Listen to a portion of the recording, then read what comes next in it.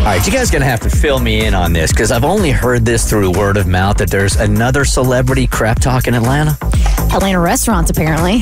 Okay, he's not crap. Somewhat, yeah. He is not crap talking Atlanta. I think Atlanta has brought this upon themselves. And maybe this should make us look in the mirror and go, okay, maybe it's not the celebs, maybe it's ATL. All right, so this is not the like problem? We might be the problem. So this is not a Matt Rife type thing where he's just like, I hate that city. I would never go back there ever again. There's nothing there for me, which he keeps doubling and tripling down on in interviews. This is not like that. No, this is not it at all. So I'm so glad we're finally talking about this because I love watching this guy's food reviews. His name is Keith Lee, and he has this very iconic way of doing his reviews. He's just very like cut and dry. It's no frills. It's him in his car eating food and rating it 1 through 10.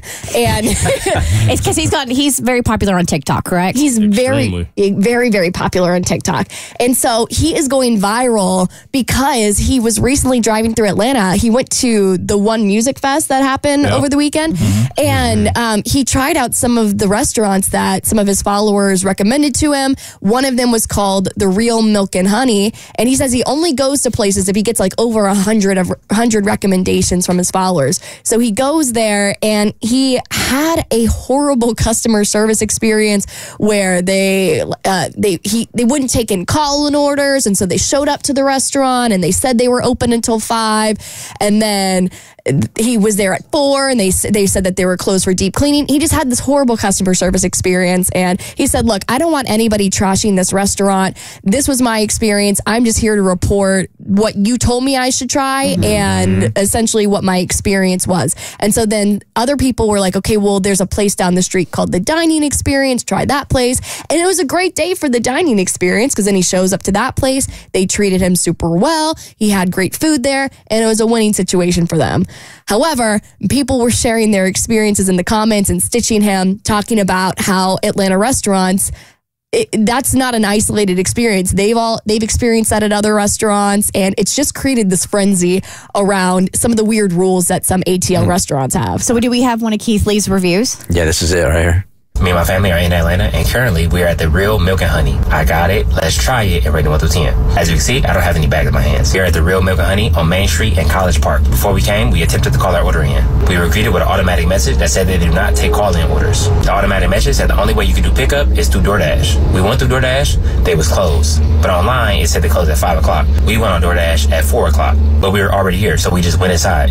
I stayed in the car, and my family went in, and they told them they were closed early for deep cleaning. Yet, the door's wide open, and it's people still going in and grab their orders. Now, we have no idea if those people ordered beforehand or what the case is. Also, the people who relayed this message, my family said were really nice. It's just the rules. And so far being in Atlanta, I found some places do have unique rules, and this is one of them. I want to be very clear, we're not blaming one person or saying one person was rude. In plain terms, don't call this restaurant trying to get nobody fired. Ain't nobody do nothing. This is just the rules they had. If you don't like their rules not for you. And for me and my family, the rules just wasn't for us. We just not their target audience. For the record, afterwards, I did walk in and they did recognize me and they attended the services, but I respectfully declined. I'm a normal person. I pay for my food like everybody else. I walk in spots like everybody else. We are all normal people. Respectfully, if you're not going to do it then, don't do it now. God bless you. Yeah, we're just trying to get some food. But I am going to make this very clear. I do not support, condone, or agree tearing down these businesses. While we personally may not have the best customer service experience, that does not mean you will have the same experience. That also don't mean go on Twitter and tear these businesses down. At the end of the day, business owners are people. You never know what people are going through. The only reason I'm even making this is to share my authentic and real experience like I always do.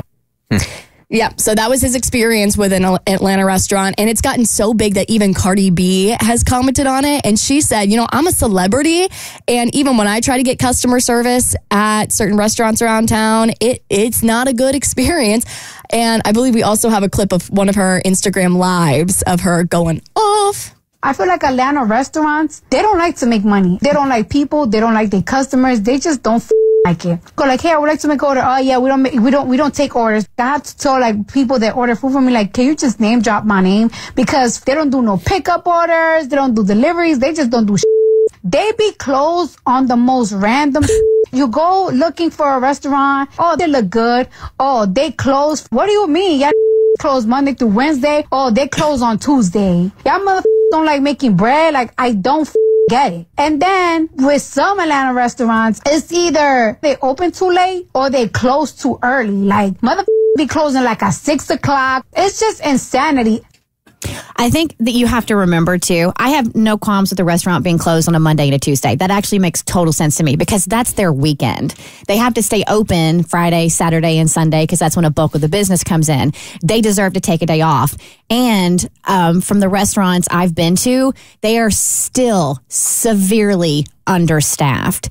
There's one place I love going to, and they had to close an extra day because they just don't have the people to man the restaurant. And so I feel like, even post-pandemic, restaurants are still struggling with staffing, and you have to have a little more patience. First of all, I don't trust this food critic right off the bat. He's way too thin. That's exactly what I thought. Yeah, I don't trust a food critic if they're not overweight. He's not like rail thin or anything. Nah, he's not though. He's not okay. Then he's hit himself pretty well in this. He also is in martial arts and stuff like that. I don't trust. I think it's a weird combo. I thought the same thing, but I thought I should be an Instagram food critic. People would trust me 100%. And the second thing is, I don't think Atlanta is any different than any other city when it comes to restaurants and odd things that are.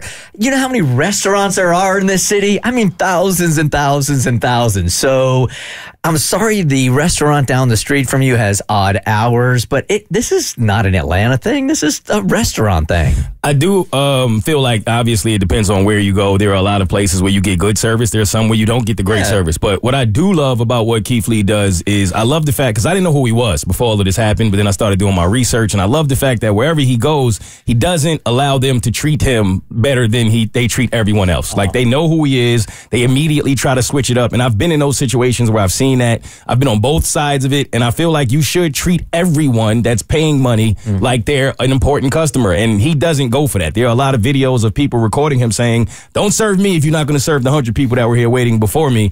And I can appreciate that. And I do think it's going to force restaurants to step their game up after they see that this man can walk into your establishment and turn it into such a big deal. I also think that, Atlanta has become the kind of like culinary city that if you get one bad meal or if you are treated poorly one time, there's an equally good restaurant right down the street. Yeah. I mean, we just have that many great restaurants in Atlanta. You don't really see us on a lot of top 10 lists as far as best food in the country goes. I think we're right up there. Well, we just got a Michelin award. Yeah. I think now that we have Michelin rated restaurants, and I think there's 5 restaurants now in Atlanta that each got a Michelin star. Yeah, I think Gun Show, Kevin Gillespie, our friend, got one. Didn't he? He had an honorary mention. Oh, honorary. Sorry. But there's 5 restaurants, which is still a huge deal. Don't get me wrong. Yeah. It's a massive deal. And for those that don't know, that's like winning an Oscar. Okay. Like, it's a huge deal for your restaurant to get a Michelin star. And now that we have those in Atlanta, I think we'll be taken a little more seriously as long as, the customer service is on par. Yeah. Well, people on TikTok were saying, the Michelin restaurant guide that came out, that's great. But really the Keith Lee reviews are the ones that they're paying attention to. Probably. That's the way to TikTok these days. The Bert Show.